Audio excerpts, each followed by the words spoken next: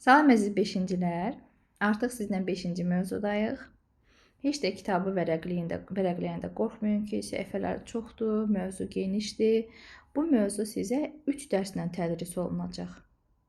Elə mən də bu mövzunun birinci hissəsindən ayrı videoda, ikinci hissəsindən ayrı, üçüncüdə ayrı videoda danışacağım. Bugün sizə danışacağım hissə bu mövzuda Babildir. Baxın, açar sözlərdən məlumatları yadda saxlayın. Babil, asma bağlar, Hammurapi qanunları, bu mövzunu izah etdikcə yəqin ki, bu anlayışlar sizə tanış gələcək.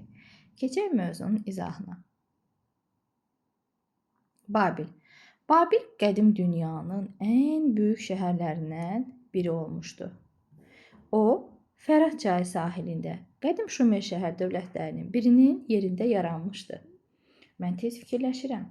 Axı biz əvvəlki mövzuda da iki çay arasını keçmişdik. Demək, əvvəllər eramızdan əvvəl 3-cü minillikdə burada başqa şəhər dövlətləri var idi.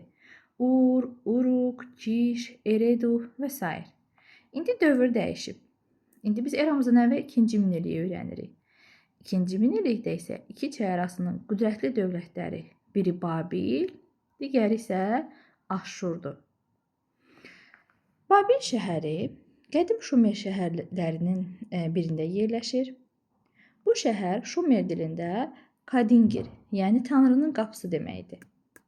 Ərəbistan yarımadasından gələn tayfalar Babil şəhərini tutandan sonra öz dillərində eyni mənanı verən Babili sözünü işlətmişdilər.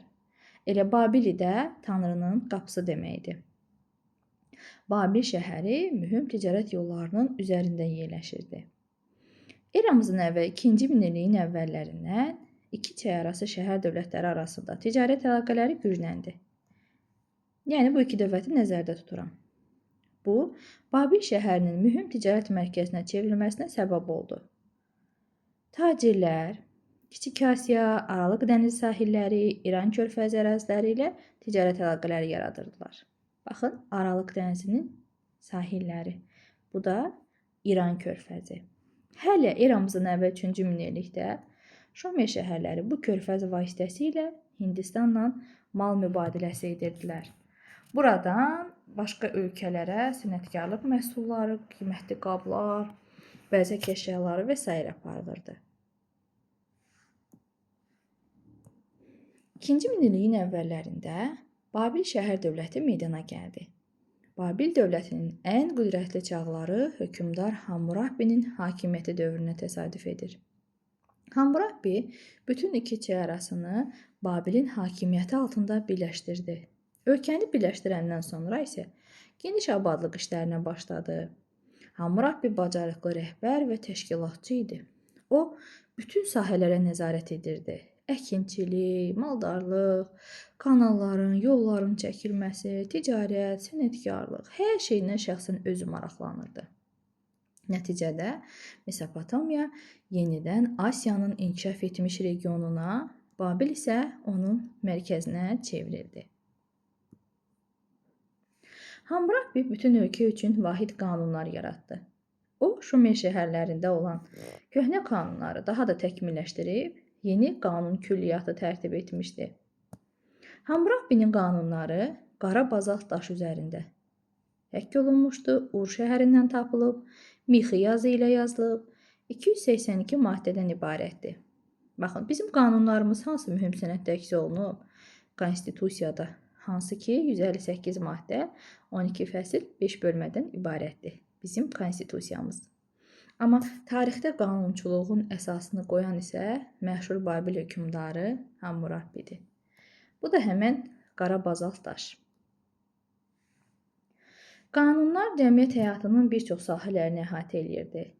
Torpağa sahiblik, ticarət qaydaları, borc, faiz, hətta bu qanunlarda həkimlərin də fəaliyyəti tənzimlənirdi.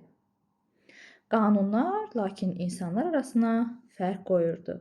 Varlı, yuxarı təbəqədən olan insanların mülkiyyətini və mənafeyini qoruyurdu. Hammurapinin qanunları bu dövrdə iki çay arasında olan quldarlıq münasibətlərini izləməyə tarixçilərə imkan verir. Baxaq görək necə bir fərqli qanunlardır. Eyni hərəkətə görə Varlı ilə kasıb arasındakı cəza fərqinə baxaq. Əgər bir adam özünə bərabər adamı vurarsa, cərimə verməlidir. Əgər bir adam özündən yüksək mövqedə olan adamı vurarsa, 60 dəfə qamçılanmalıdır. Biz burada nəyi görürük? Bərabərsizliyi. Cəmiyyət daxilində hətta onun daha da möhkəmləndirilməsini.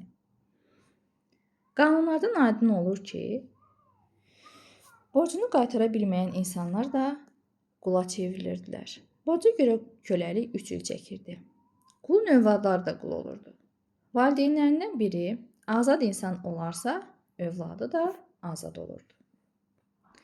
Mən Hammurapi, tanrılar tərəfindən təyin edilmiş başçı, şahların ən birincisi, ölkəyə haqq və ədalət gətirdim. Əgər bir adam məbədin və ya hökmdarın əmlakını oğurlayırsa, o edam olunmalıdır. Qaçmış qulu gizlədirsə, edam olunmalıdır. Amma başqasının öküzünü öldürürsə, əvəzində öküz verməlidir.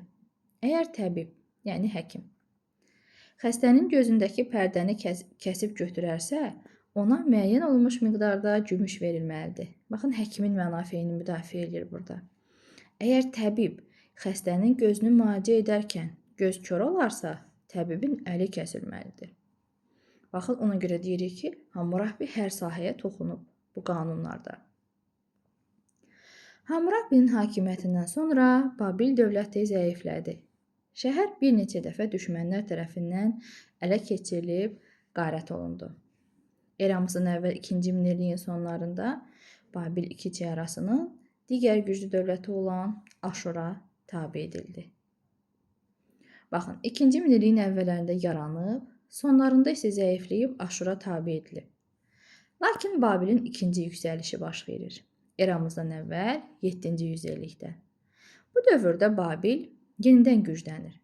Dövlətin qüdrətli dövründə hətta Babildə milyona yaxın insan yaşayırdı. Bu o dövr üçün böyük bir rəqəmdir. Şəhər möhtəşəm qala divarları və büclərlə əhatə olunurdu. Şəhərin 8 darvazası var idi. Bunlardan ən məşhuru İlahi İştarın adı ilə adlanırdı. Şəhərin daxilində hökmdarların sarayı, tanrıların şərəfinə ucaldılmış məbədlər, görürsünüz, dekurat var burada Babildə, çünki Şumer mədəniyyətinə aid idi o da. Dünyanın 7 möcüzəsindən biri hesab olunan asma bağlar və Babil qülləsi yerləşirdi burada. Dövlət süqut etdikdən sonra da Babil şəhər olaraq öz əzəmətini qoruyub saxlayırdı. Hətta məşhur tarixçi Herodot Babili gördüyü şəhərlər arasında ən gözəl şəhər hesab edirdi. Bu da Babilin asma bağlarının kitabda olan şəkli, internetdə olan şəkli.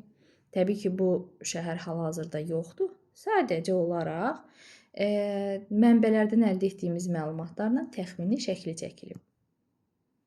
Məşhur İştar darvazasında Babilin hökmdarlarından birinin zəfər keçidi qeyd olunub burada. Digərində isə hal-hazırda İştar darvazasından qalan müəyyən hissələr təsvir olunub. Baxın, heyvan təsvirləri burada da var, burada da var. Hardadır görəsən Babil şəhərinin indiki qalıqları, hansı ölkədədir? Hal-hazırda İraqın Hilə şəhərindədir qədim Babil şəhərinin qalıqları. Baxın, həmən o darvaza var idi, İştar darvazası.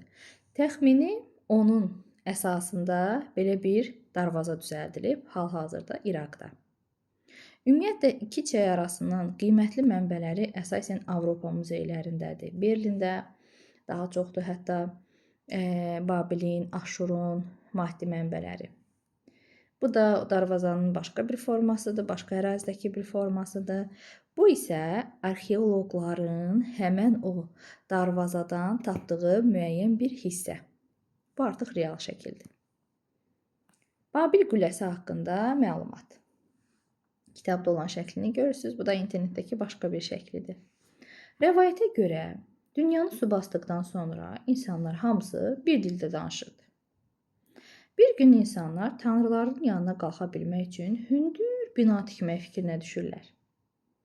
Binanın bir hissəsini tikdikdən sonra tanrılar bundan xəbər tuturlar. Onlar insanların bu hərəkətini bəyənmir. Tikintidə işləyən insanların dillərini dəyişərək müxtəlif edirlər. Səhəri gün tikintidə çalışan insanlar bir-birlərini anlaya bilmirlər. Divar hörənlər ayrı dildə danışır, kərpic kəsənlər ayrı dildə danışır. Və beləliklə ustalar dalaşıb çıxıb gedirlər və qüllə yarımçıq qalır. Uşaqlar, ümid eləyirəm ki, dərsi başa düşdünüz. İstəyirsinizsə bir dəfə də sual-cavab kimi üstündən dərsini keçək. Amma keçməmişdən qabaq sizdən bir xahişim var ki, videonu bəyənəsiz, kanala abunə olasınız. Baxaq. 2C arasında 2-ci minillikdə hansı şəhər dövlətləri var idi? Aşur və Babil. Aşurun ən qüdrətli hökmdarı kim idi? Hammurapi. Hammurapinin qanunları neçə maddədən ibarət idi? 282 maddədən ibarət idi. Babilin zəifləməsi, Asura tabe olunması nə vaxt oldu? 2-ci minilliyin sonlarında. Yenidən güclü dövrü nə vaxt başladı? Eramızdan əvvəl 7-ci əsrdə. Bu da hal-hazırda məşhur Babil şəhərinin qalıqlarının yerləşdiyi şəhər, İraqın Hilə şəhəri. Növbəti dərslərdə görüşərik. Rəy yazmağı, təkliflərinizi deməyi unutmayın.